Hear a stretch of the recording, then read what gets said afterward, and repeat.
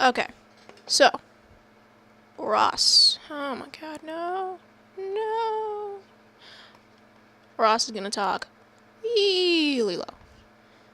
And Gil is gonna talk really high. The player's gonna talk like he's from the South. Alfred is gonna talk like he's just super fucking drunk. And then my boy Hamlet is gonna be my attempt of an English accent, which will be absolutely terrible. But anyway, so two of the Beesons passing time in a place without any visible character. Oh my god. Okay. Okay. So.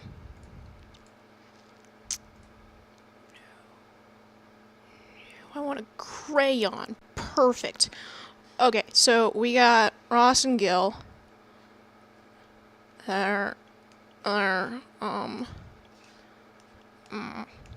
Yep. Very well dressed. Very well dressed. Let's throw a hat on there. He's got hats. Cloaks, sticks, and all. Wow, okay. There's the cloaks. Here's a good stick. And, each of them has a large leather bag of money.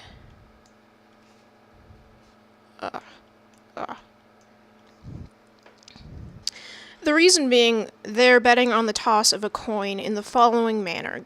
Guildenstern, after Gil, takes a coin out of his bag, spins it, letting it fall. Rosencrantz, hereafter Ross, studies it, announces it as heads as it appears, and puts it back into his own bag. And they repeat the process. They have apparently been doing this for some time. The run of heads is impossible, yet Ross betrays no surprise at all. He feels none. However, he is nice enough to feel a little embarrassed at taking so much money of his friend. Let that be his character note. Gil is well alive to the oddity of it. He is not worried about the money, but he is worried about the implications. Aware, but not going to panic about it, his character note. Gil sits. Ross stands. He does the moving, retrieving coins. Gil spins. Ross studies the coin. Heads. He picks it up and puts it in his bag. The process is repeated again. Heads, again. Heads, again. Heads. Gil, flipping a coin. There is an art to building up the suspense. Heads. Though it can be done by luck alone. Heads. If that's the word I'm after. 67, love. Gil gets up, but has nowhere to go. He spins another coin over his shoulder without looking at it, his attention being directed at the environment or lack of it. Heads. A weaker man might be moved to re-examine his faith, if nothing else, at least the law of probability. He slips a coin over his shoulder, and he goes to look upstage. Heads. Gil, examining the confines of the stage, flips over two more heads as he does so. One by one, of course. Ross announces them each as heads. Gil, musing. The law of probability, it has been oddly asserted, is something to do with the probability that if 6 monkeys... He has surprised himself. If 6 monkeys were... Game. They were... Are you... Game. The law of averages. If I have got that right, means that if 6 monkeys were thrown up at the air for long enough, they would land on their tails about as often as they land on their heads. Which even at first glance does not strike one as a particularly rewarding speculation. In other sense, even without the monkeys, as you mean, you wouldn't bet on it. I mean, you would, but you wouldn't. He flips a coin. Heads. Would you? Heads. Repeat. Heads. He looks up at Gil. Embarrassedly laughs. Getting a bit of a bore, isn't it? A bore? Well, what about the suspense? What suspense? Small pause. It must be the law of diminishing returns. I feel the spell about to be broken. Energizing himself somewhat, he takes out a coin, spins it high, catches it, turns it over to the back of his other hand, studies the coin, and tosses it to Ross. His energy deflates and he sits. Well, it wasn't even chance, if my calculations are correct. 85 in a row, beaten the record. Don't be absurd. Easy. Is that it, then? Is that all? What? A new record. As far as you prepared to go? Well, no more questions. Not even a pause? You spun them yourself. Not a flicker of doubt? Well, I won, didn't I? Gale approaches him quieter. And if you lost, if they'd come down against you 85 times one after another, just like that? Ross dumbly, 85 in a row? Tails? Yes, what would you think? Well, I'd have a good look at your coins for a start. Gil, I'm relieved. At least we can still count on self-interest as a predictable factor. I suppose it's the last to go. Your capacity for trust made me wonder if perhaps you alone... He turns himself and suddenly reaches out a hand. Touch. Ross claps his hand. Gil pulls him up to him. We have been spinning coins together since... He releases him almost as violently. This is not the first time we have spun coins. No. Oh no, we've been spinning coins for as long as I remember. How long is that? I forgot. Mind you, 85 times? Yeah. It'll take some beating, I imagine. Is that what you imagine? Is that no fear? Fear? In a flurry, flinging coins to the ground. Fear? The crack might flood your brain with light. Heads. Gil sits despondingly. He takes a coin, spins it, lets it fall between his feet. He looks at it, picks it up, throws it to Ross, who puts it in his bag. Gil takes another coin, spins it, catches it, turns it over on the other hand, looks at it, throws it to Ross, who puts it in his bag. Gil takes a third coin, spins it, catches it in his right hand, turns it over to his left wrist, lobs it in the air, catches it with his left hand, raises his left leg, throws the coin under it, catches it, and turns it over the top of his head, where it sits. Ross comes, looks at it, and puts it in his bag. I'm afraid. So am I. I'm afraid it isn't your day. I'm afraid it is. Small pause. 89. It must be indicative of something, besides the redistribution of wealth, he muses. List of possible explanations. One, I'm willing it. Inside, nothing shows. I'm the essence of a man spinning double-headed coins and betting against himself in private atonement for an unremembered past. He spins a coin at Ross. Heads. 2. Time has stopped dead. And the single experience of one coin being spun once has been repeated 90 times. He flips a coin, looks at it, and tosses it to Ross. On the whole, doubtedly, 3 divine intervention, that is to say, a good turn above from concerning him, the children of Israel, or redistribution from above concerning me, of Lot's wife 4, a specular vindicate of the principle that each individually spun coin spun individually, he spins one, is as likely to come down as heads, and therefore should cause no surprise at each individual time it does. It does. He tosses it to Ross. I've never known anything like that. It's a syllogism. 1, he has never known anything like it. 2, he has never known anything to write home about. There it is. Nothing to write home about? Home. What's the first thing you remember? Oh, let's see. The first thing that comes to my head, you mean? No, the first thing you remember. No, it's no good. It's gone. It was a long time ago. You don't get my meaning. What's the first thing after all the things you've forgotten? Oh, I see. I've forgotten the question. Are you happy? What? Content? At ease? I suppose so. What are you going to do now? I don't know. What do you want to do? I have no desires. None. There was a messenger, that's right. We were sent for. He wheels at Ross and raps out. Syllogism. The second, 1, probability is a factor which operates within natural forces. 2, probability is not operating as a factor. 3, we are now within sub, or supernatural forces. Discuss. Russ is subtly started acidly. Not too heatedly. I'm sorry, what's the matter with you? The scientific approach to the explanation of phenomenon is a defense against pure emotion of fear. Keep tight hold and continue while there's time. Now, counter to the previous tricky one. Follow me carefully. It may provide a comfort if we postulate we may have within the unsub or supernatural forces. That is, the probability. Is the law of probability will not operate as a factor. Then we must accept that probability of the first part will not operate as a factor, in which case the law of probability will operate within sub or supernatural forces. And since it obviously hasn't been doing so, we can take it that we are not held within unsub or supernatural forces after all. It is probability that is, which is a great relief to me personally, which is very well accept that we have been spinning coins together since I don't know when, and in all that time, if it is all that time, I don't suppose either of us was more than a couple of gold pieces up or down. I hope that doesn't sound surprising, because it's very unsurprisingness is something I'm trying to keep a hold of. The equanimity of our average tossing depends upon the law, or rather the tendency, or let us say probability, of any rate, of mathematically calculable chance, which ensures that he will not upset himself by losing too much, nor upset his opponent by winning too much. This made for the kind of harmony and kind of confidence. It related to the fortitude and the ordinance into a reassuring union, which we recognize as the nature.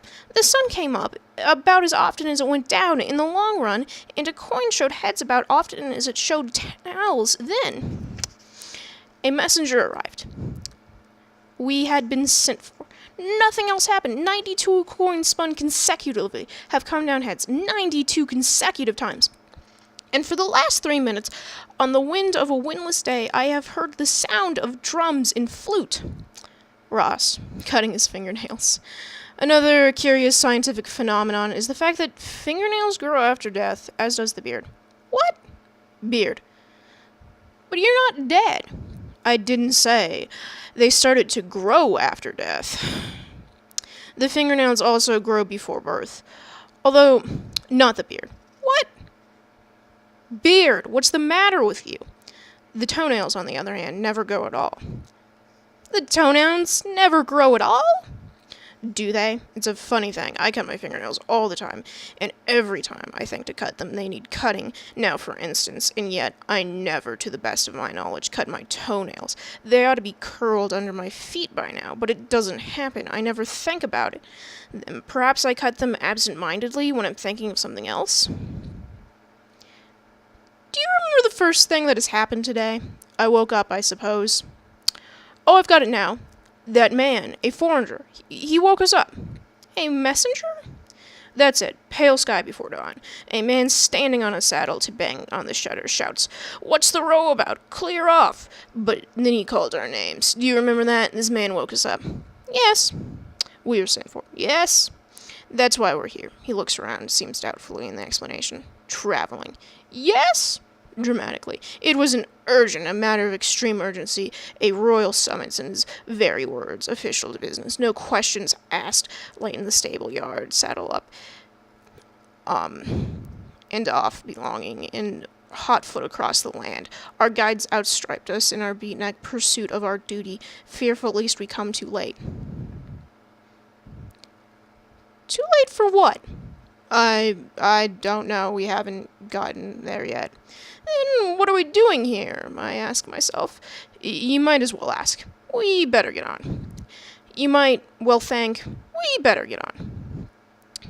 Right. On where? Forward. Following in footlights. Which way did we... Practically starting from scratch, in awakening, a man standing on the saddle to bang on the shutters. Our names are shouted. A curtain dawns and a message summons. A new records for heads or tails. We have not been picked out simply to be abandoned, set loose to find our own way. We are entitled to some direction. I would have thought. I say, yes. I can hear. I thought I heard music. Gil raises himself. Yes? Like a band. He looks around, laughs amorously, exhibulating himself. It sounded like a band. Drums. Yes? It couldn't have been real. The colors red, blue, and green are real. The color yellow is a mystical experience shared by everyone. It must have been thunder, like drums. By the end of the next speech, the band is faintly audible.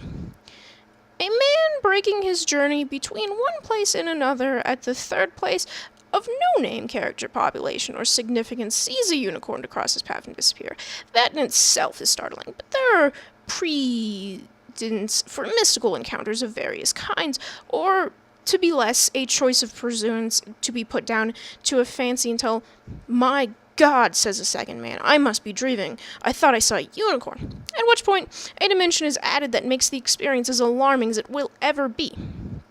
A third witness, you understand, adds no further dimension, but only spreads it thinner. A fourth thinner, and still, the more witnesses there are, the thinner it gets, and more reasonable it becomes until there is a thin as reality. The name will give it to a common experience. Look, recites the crowd, a horse with an arrow in his forehead. It must have been mistaken for a deer.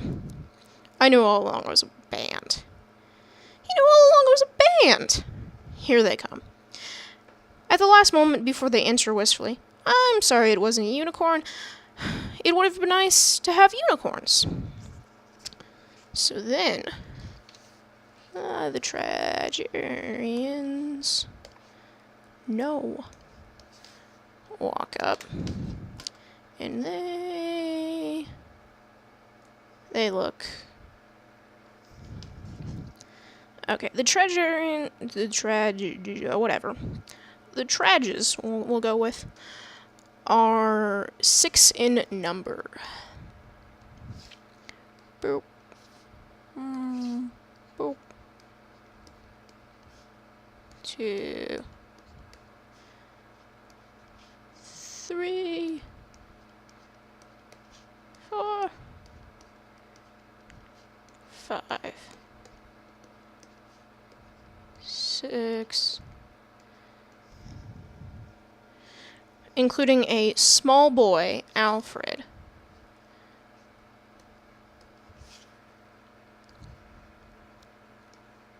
Small boy, perfect. 2 push and pull carts piled with props and belongings.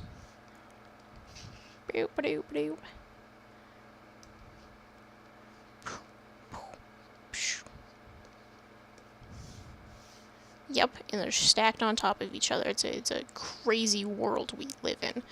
And these are just stacked with belongings or in fire. There's also a drummer.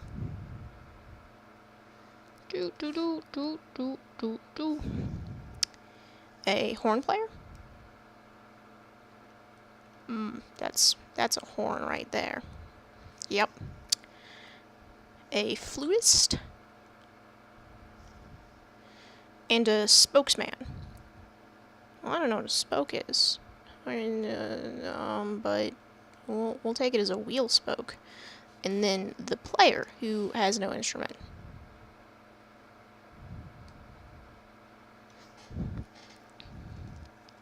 He brings up the rear and is the first to notice them. Halt! The group turns and halts. In audience, Roz and Gil half-rise. Don't move. They sink back with regards them fondly. Perfect. A lucky thing we came along. For us? Let us hope so, but to meet 2 gentlemen on the road, we would not hope to meet them often.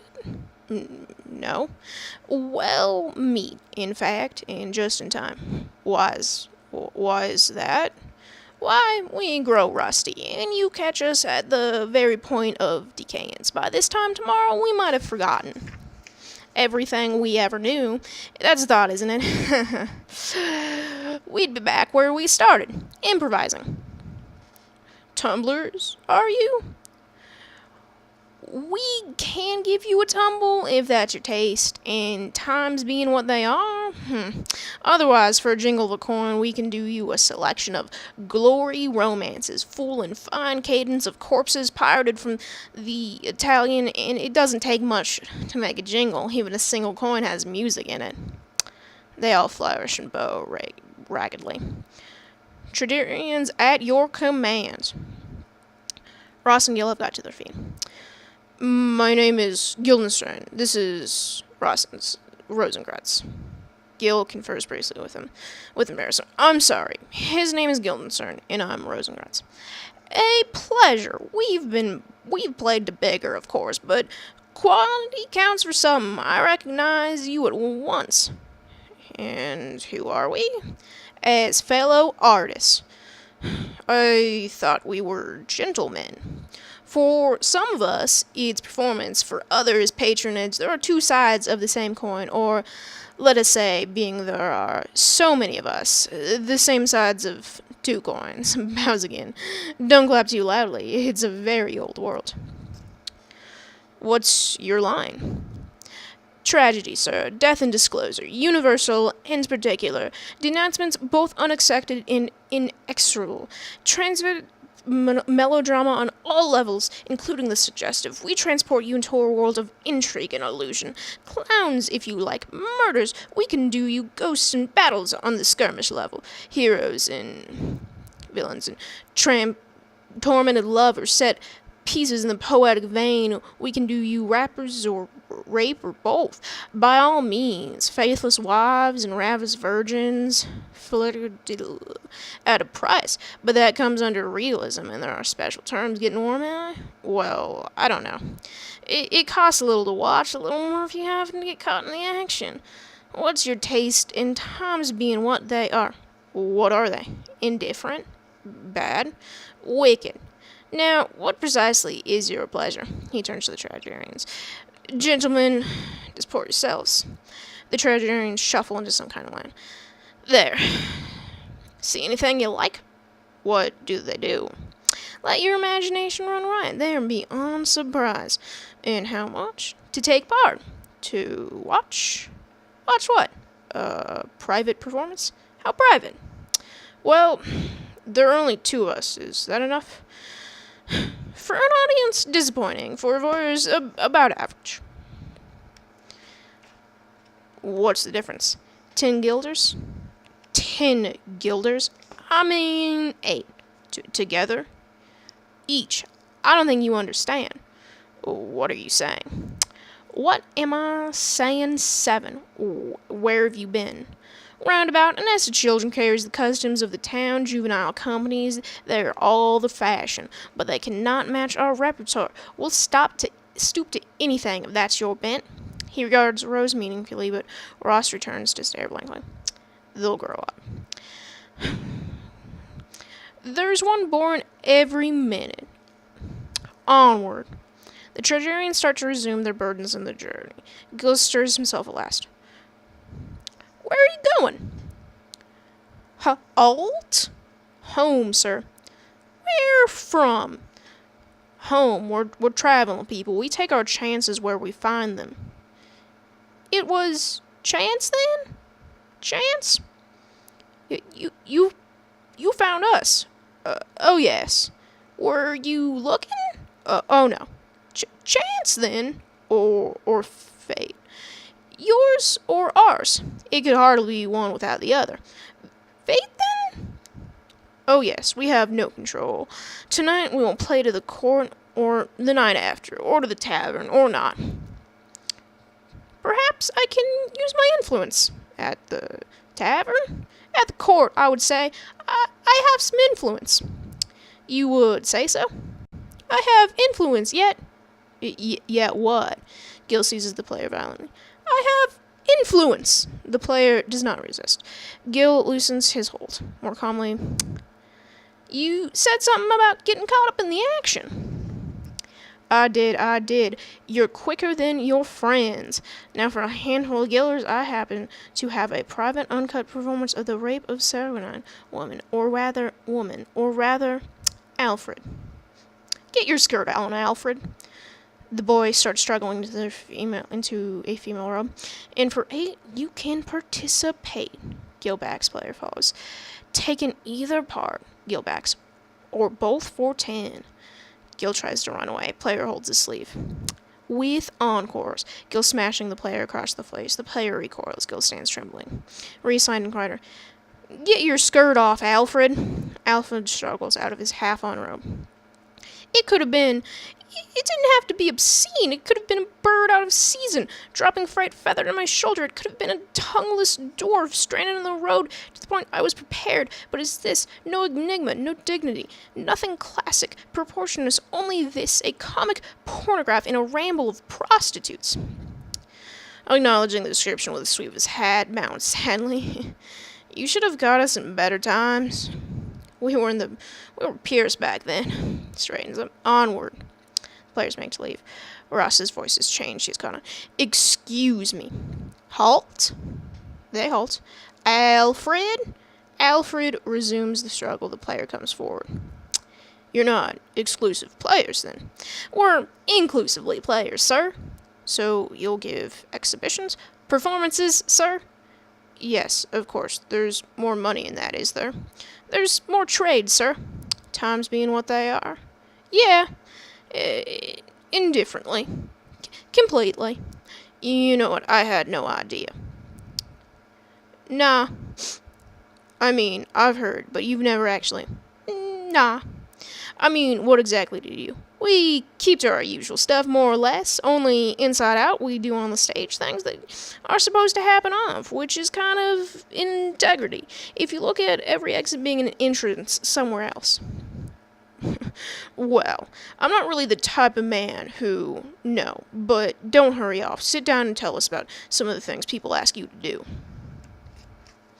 The player turns away. Onward! Just a minute. They turn at him without expression. Well, all right.